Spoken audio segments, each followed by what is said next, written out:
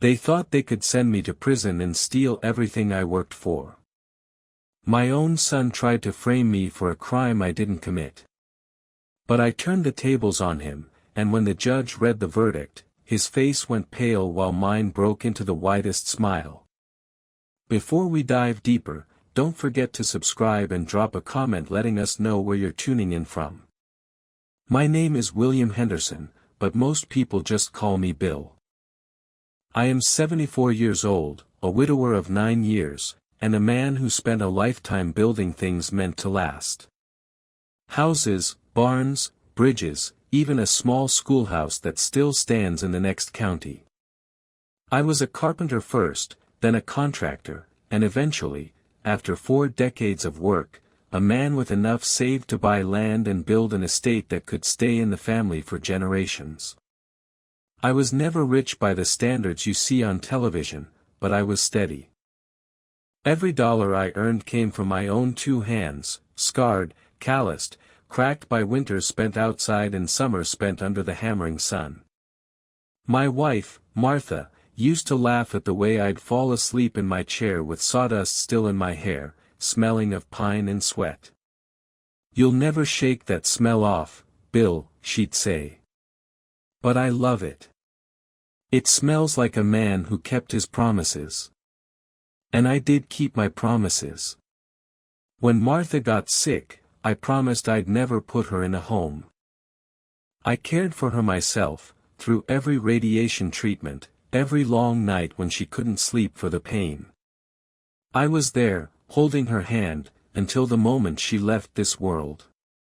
When she passed, my world grew quiet. Too quiet. The silence of the house pressed on me like a weight. But I wasn't alone, not really. I had David, my only son. He was 40 then, a lawyer with ambition in his eyes and a sharpness in his tongue that I chalked up to the stress of his work. I thought, naively, that our bond was unbreakable. David was the boy who once rode on my shoulders at the county fair, the one who fell asleep in the back seat of my truck after Little League games, his glove still clutched in his hand. After his mother died, I thought grief had softened him. He came by often, brought me meals, checked on the property. He even sat at Martha's piano sometimes, plinking out the half-forgotten melodies she'd loved. For a while, I believed he was everything she had wanted him to be, a man who looked after his father. I should have paid more attention. I should have noticed how his visits grew shorter, how his words grew more clipped, how his eyes lingered not on me, but on the framed deeds on the wall, the antique clock in the hall, the family Bible that had belonged to my grandfather. But back then, I still thought family meant something. I still thought blood was thicker than ambition. I had worked hard to make sure David would never have to worry the way I once did. I kept the estate free of debt, invested carefully, even bought insurance policies so he'd have a safety net when I was gone. My greatest pride wasn't in the money itself, but in knowing that Martha's memory, our sweat and love poured into this land, would live on through him, through his children, through their children. That's the kind of man I am. I build for the future. I sacrifice for family. I keep my word, even when others break theirs. So you can imagine the kind of devastation, the kind of fire, it lit in my chest when I discovered that my own son had decided not to wait for inheritance. He wanted it now. And to get it, he was willing to destroy me. I'll never forget the night it all started. It was a Friday in November, the kind of night when the house creaks like it's remembering the years gone by. The wind pushed through the trees with a low whistle, and every so often a branch scratched against the siding like a bony finger. I had just set down my coffee, still steaming, black as tar, when the knock came. Not a polite tap. A pounding. Heavy. Purposeful. I froze halfway to the armchair. My first thought was fire. Maybe a neighbor in trouble. But then the beams of flashlights cut through the curtains, sweeping across the walls of my living room. My heart tightened. When I opened the door, 4 men in uniform filled my porch. Their boots left mud streaks across the welcome mat Martha had once embroidered with sunflowers. The tallest one stepped forward, his hand resting on his holster, not threatening, but not casual either. "Mr. Henderson." His voice was flat, official. "We have a warrant to search your home." I blinked at him, the words sliding past my ears as if they were in another language. "A warrant? My home?" "There must be a mistake," I said, my throat dry. "What for?" The officer didn't blink. He pulled a folded paper from his breast pocket, held it up with a gloved hand. "Search and seizure, sir. Financial crimes." The words didn't make sense. Financial crimes. I paid my taxes early, balanced my checkbook to the penny. The only thing illegal about my finances was that I still insisted on keeping everything in paper ledgers, just the way Martha liked it. "I think you've got the wrong house," I said, forcing a laugh that sounded hollow even to me. "I'm a retired contractor. The only thing I've stolen is maybe a few extra screws from a job site back in '78. That's when he said it. The words that cut my stomach open like a blade. "We received a report of financial fraud connected to your accounts. Your son has testified that you've been moving money illegally, laundering through the estate accounts in his name." My son. For a moment, all I heard was the old grandfather clock ticking in the hall. Each beat louder than the last, like a drum in my chest. "David?" I managed, my voice cracking. "David told you this?" The officer avoided my eyes, scanning the living room behind me as if I were already guilty. "His statement was detailed, sir. Enough to justify a warrant." I felt the air go thin in my lungs. Detailed. Statement. Those were words that belonged in someone else's story, not mine.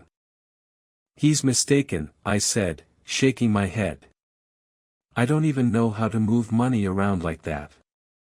I can barely use the bank's online system without calling my granddaughter for help." The younger officer at the back shifted uncomfortably, but the tall one was unmoved. "Sir, please step aside.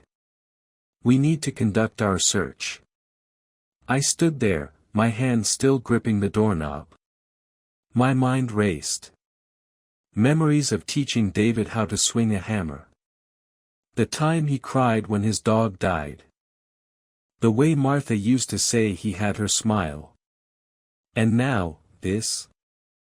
"You think I'd steal from my own son?" I whispered.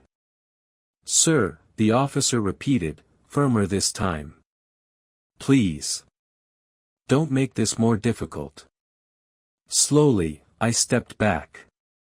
My slippers scuffed against the hardwood as they filed in. Their boots were too loud, too heavy, drowning out the quiet that had filled my home since Martha's passing. As they spread through the house, 2 upstairs, 1 to my office, I just stood there, my coffee cooling on the table, my heart pounding in my ears. I wanted to believe it was all some clerical error.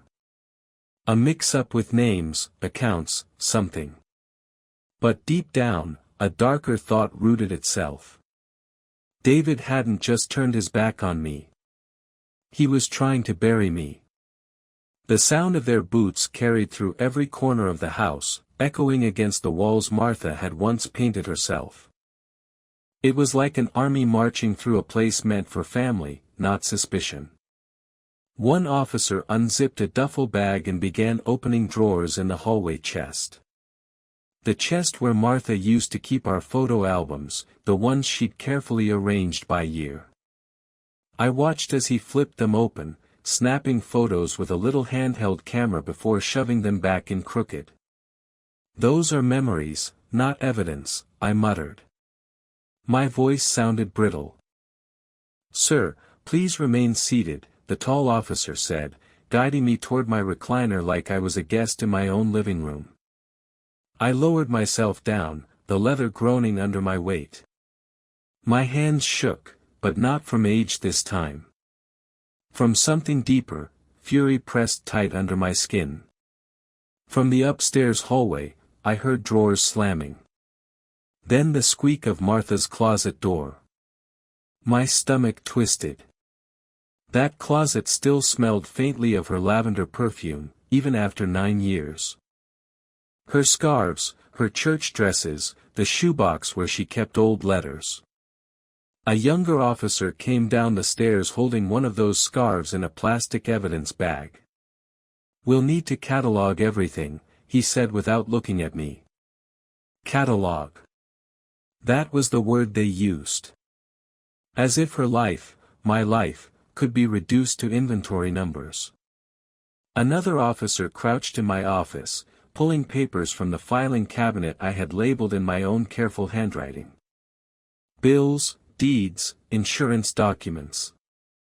He opened a folder and smirked at the fountain pen script. "Old school," he said. "No wonder he's hiding things on paper." Hiding? I pushed myself up from the chair, but the tall one's hand pressed gently against my chest, keeping me seated. "Sir," he warned, his tone clipped, "let us do our job." I bit back the words that rose in my throat. I wanted to shout that I wasn't hiding a damn thing, that the only crime here was what my son had done to me. But shouting wouldn't change the looks on their faces. They already saw me as guilty. The humiliation was sharper than the fear. When the youngest officer asked if there was a safe in the house, I almost laughed.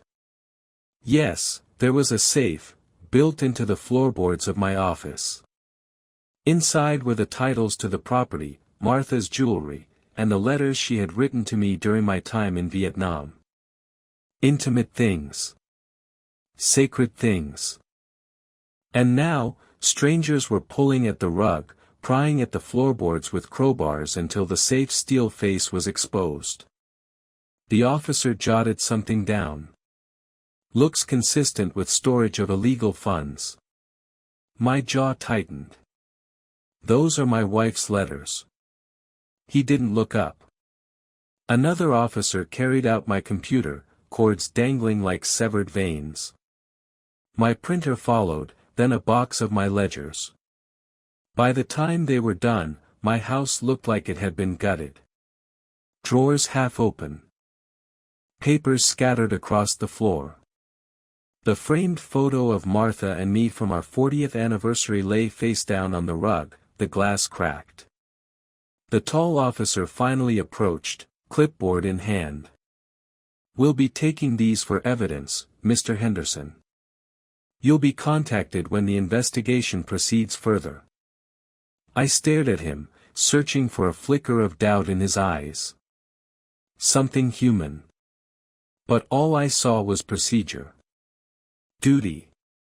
"And if I refuse?" I asked, my voice low. "Then we can place you under arrest tonight." The silence stretched between us. Outside, the November wind rattled the shutters like the house itself was protesting. I lowered my eyes, defeated. "Take what you need." They filed out, one by one, carrying away the pieces of my life. Their flashlights disappeared into the dark, their boots crunching on the gravel drive until the sound was gone. The door clicked shut behind them, leaving me in a house that no longer felt like mine. I stood there, surrounded by the wreckage, and realized something that made my knees weaken. My own son had handed me over to strangers. And for the first time in 74 years, I felt like a prisoner inside my own home. When the last taillight disappeared down the road, the house fell silent. Not the kind of silence I used to share with Martha, where we'd sit by the fire with no words and still feel full. This was a hollow silence. A silence with edges, sharp and biting. I lowered myself into the recliner, staring at the broken glass of our anniversary photo. Her smile looked fractured now, split by the crack that ran across her face. I reached out, traced the line with my thumb, and felt a hot sting in my chest. I had been many things in my life. A soldier. A carpenter. A husband. A father.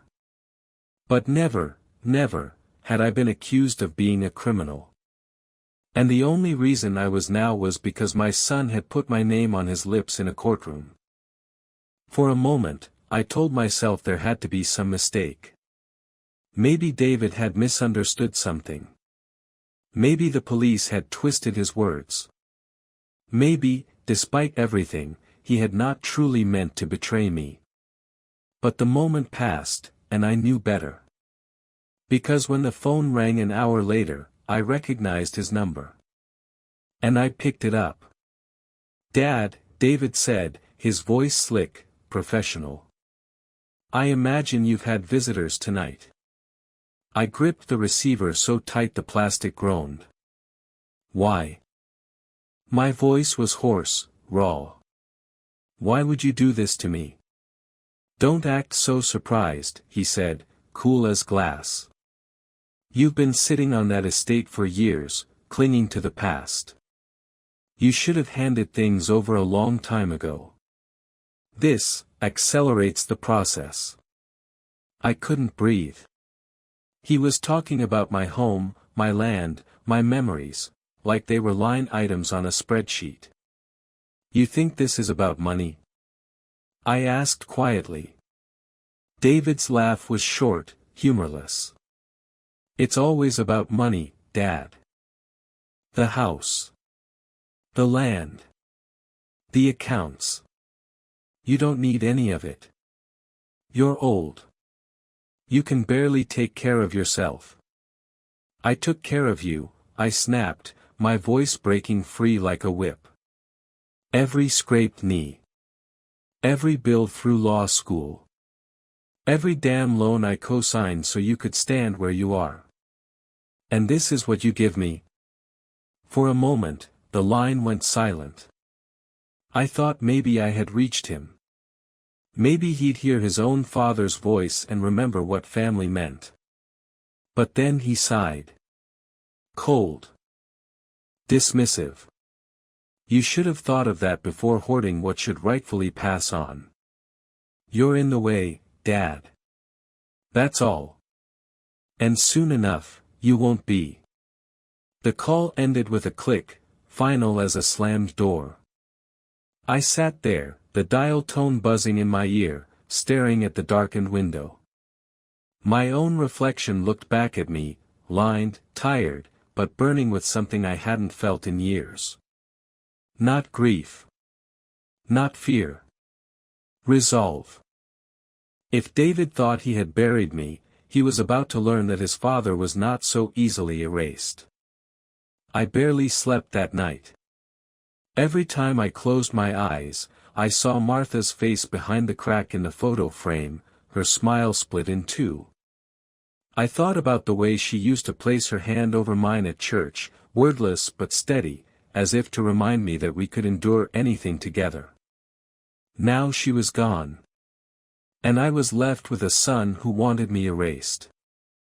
I sat at the kitchen table until dawn, the old house creaking in the wind.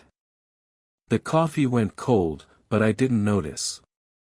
All I could hear were David's words, "You're in the way, Dad." That's all. For a few hours, I let myself feel it, the betrayal, the shame, the grief. A 74-year-old man who had given everything, sitting alone in a house torn apart by strangers, wondering how the blood of his blood could be so cold. Then, as the first light of morning crept through the blinds, something shifted inside me.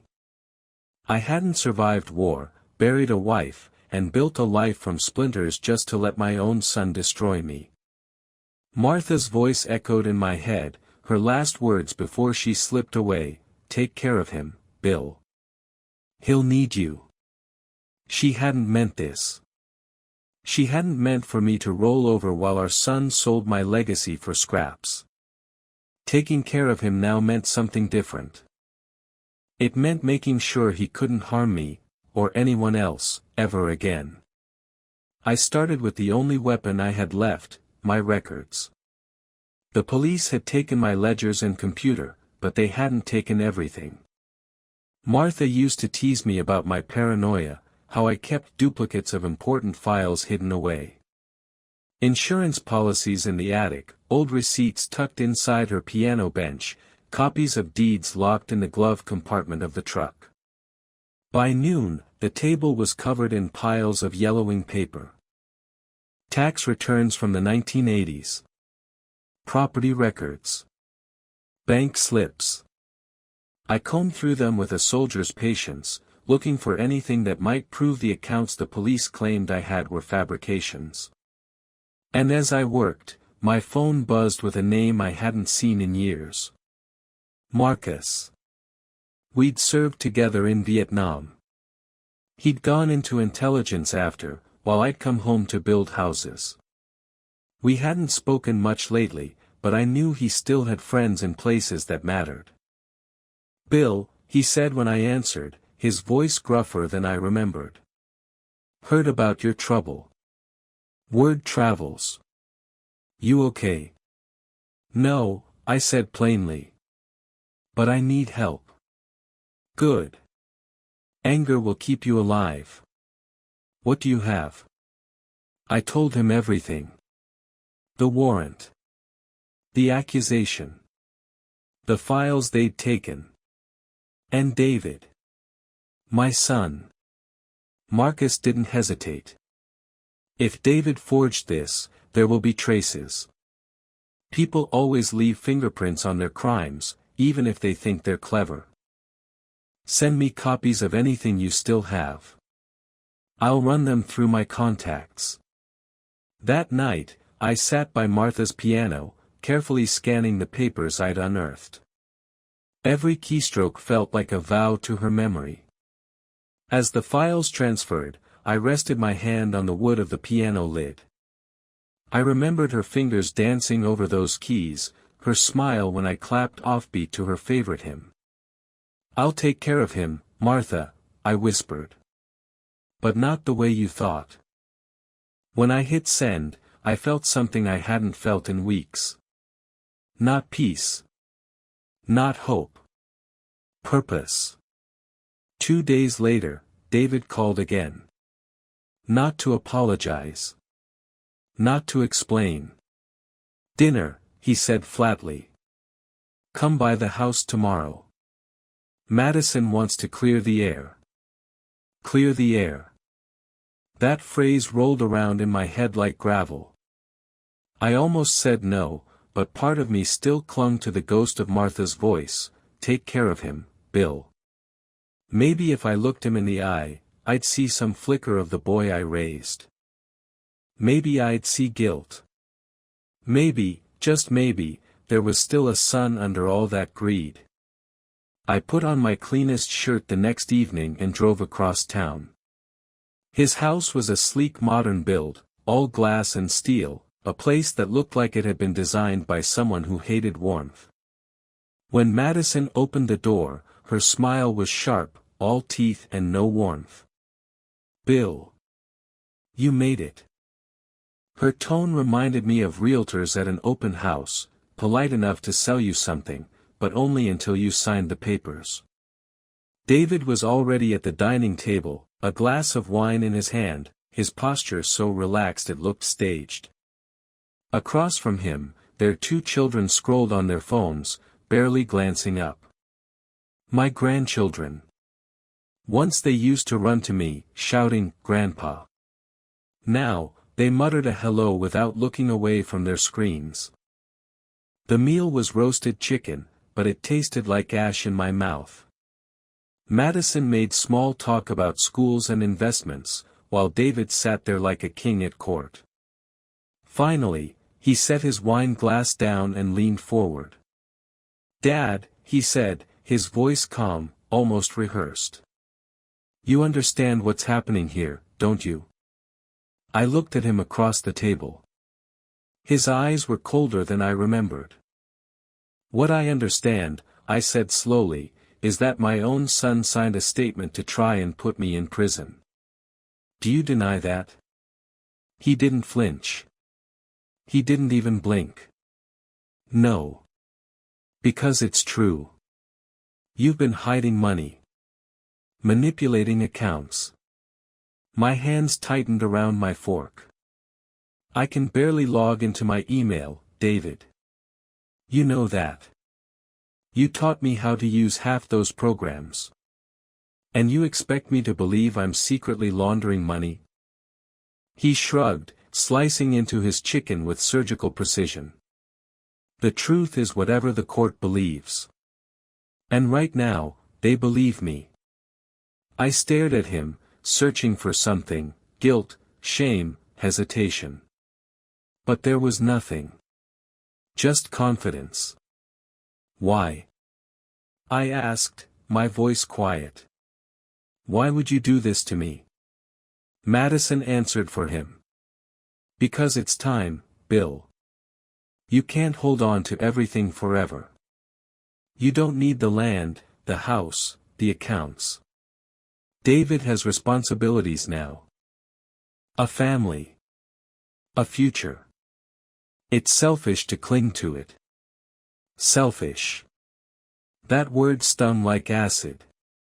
I thought of Martha, who used to call me the most selfless man she knew, who had thanked me with her dying breath for taking care of them both. And now, my son and his wife were sitting across from me, calling me selfish for not handing over my life while I still breathed. I pushed back my chair. The legs scraped against the polished floor, loud enough to make the children look up for the first time. You've made yourself clear, I said. My voice was steady, but my hands shook at my sides. You're not my son anymore. You're just a man waiting for me to die. And I won't give you the satisfaction of waiting quietly. David's lips curved into a small, smug smile. Then you'd better hurry, Dad. Because I'm not waiting much longer. The drive home was a blur. Streetlights streaked past, and I barely felt the wheel in my hands. All I could hear were his words, not waiting much longer. He wasn't just willing to frame me. He was willing to bury me alive. By the time I pulled into my driveway, my chest was pounding with something beyond grief. It was resolve. The kind that leaves no room for mercy. David deserved the worst. And I would be the one to deliver it. The night after that dinner, I sat at my desk until the small hours, staring at the piles of papers spread across the wood. Every receipt, every tax return, every bank statement I dug out of storage felt like a lifeline. But the more I stared, the more the words and numbers blurred. I wasn't a lawyer. I wasn't a banker. I was just an old man with shaking hands and too many memories. That's when Marcus called. You sitting down? He asked, his voice carrying that same edge it had when he used to brief me in the field. I've been sitting for days, I said, my throat dry. What did you find? He chuckled darkly. Your son's a lawyer, right? Smart enough to think he covered his tracks. Dumb enough to leave fingerprints all over the crime scene. My grip tightened on the receiver. Go on. First off, those fraudulent transfers they pinned on you. Metadata shows they were created from a machine that wasn't yours. I traced the IP logs. Guess where they point? I didn't answer. I didn't need to. David's home office, Marcus said. He didn't even bother to use a VPN half the time. Rookie mistake. And the signatures on those contracts. Sloppy cut-and-paste jobs. Your son copied them off scanned property records. He forgot digital ink has layers. When I stripped the files, the forgery glowed like a neon sign. For a moment, I couldn't breathe. All the anger I'd swallowed over the past week boiled to the surface, and I had to grip the edge of the desk to keep from shaking apart. "You're telling me you can prove this," I said. "I can prove it 6 ways from Sunday." Emails he drafted but never sent, time stamps that don't match his story, even a recorded log of him saving the forged documents under a folder named Dad's Accounts. He didn't even rename the damn folder, Bill. That's how arrogant he's gotten. My mouth went dry. Arrogant enough to think I'd roll over. Marcus paused. "You've got him dead to rights. Question is, how do you want to play this? Hand it all to the cops, or hold it close and make him sweat?" I looked around the room. At the piano where Martha's music still lingered. At the cracked anniversary photo frame. At the empty space in the closet where they'd bagged her scarves like evidence of a crime. "No," I said slowly. "Not yet. If I hand it all over now, it'll just be my word against his until trial. I want him to know I'm coming. I want him to feel it every time he looks over his shoulder." Marcus grunted approvingly. "The long game. I like it." After I hung up, I sat back in the chair, staring at the ceiling beams I'd nailed in place 40 years ago. I thought of Martha again, of her last request, "Take care of him." I closed my eyes. "I will, Martha," I whispered. "I'll take care of him by making sure he never hurts another soul again." And for the first time since the police raided my house, I smiled. Not a smile of joy. Not even of relief. It was the smile of a man who had been buried alive and was now digging his way back to the surface, spade in one hand, vengeance in the other. Marcus' discoveries were enough to sink David already, but I wasn't satisfied. My son hadn't just forged documents, he had dragged my name through the mud, stripped my home bare with police, and called me selfish at his dinner table. I wanted to know exactly how deep his rot went. So I started digging myself. The first step was Martha's piano bench. She had always teased me for stashing backup copies in odd places, but one of those habits saved me now. Inside the bench, beneath yellowing sheet music, I found an old hard drive I'd used years ago for property records. I hooked it up to my computer. At first, it was nothing, scanned deeds, invoices, contracts.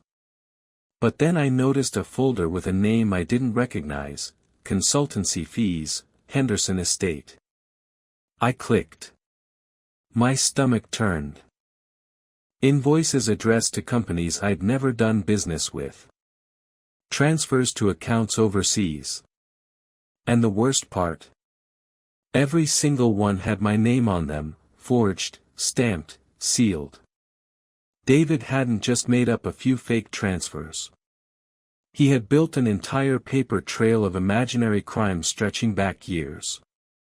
He wanted me painted as a criminal long before the raid.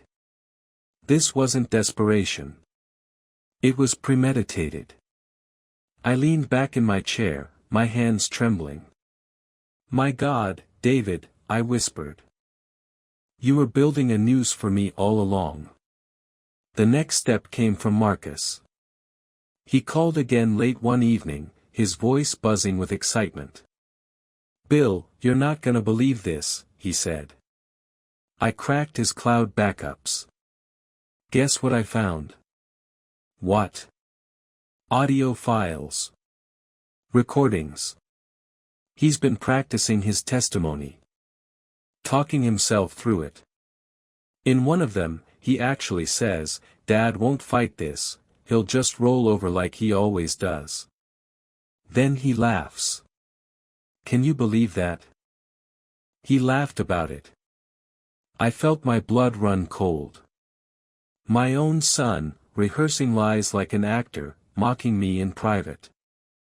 Marcus wasn't done. And there's more. He's got spreadsheets detailing the estate's value, projections for when he gains control. He's even listed what he'll sell first. Your land, Bill. The land you and Martha built your lives on. He's planning to parcel it out to developers within a year. Says in his notes, and I quote, "Legacy doesn't pay bills." I closed my eyes, the rage sharp enough to taste.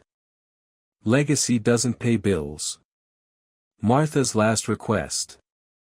My decades of work. My father's medals. All reduced to a line on a spreadsheet. That was when the plan took shape. I wasn't just going to clear my name. I was going to let David bury himself with his own greed. I began small.